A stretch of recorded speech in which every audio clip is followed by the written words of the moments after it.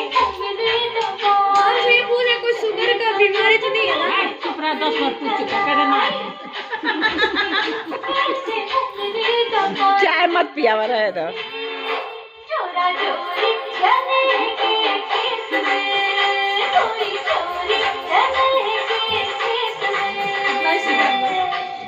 नहीं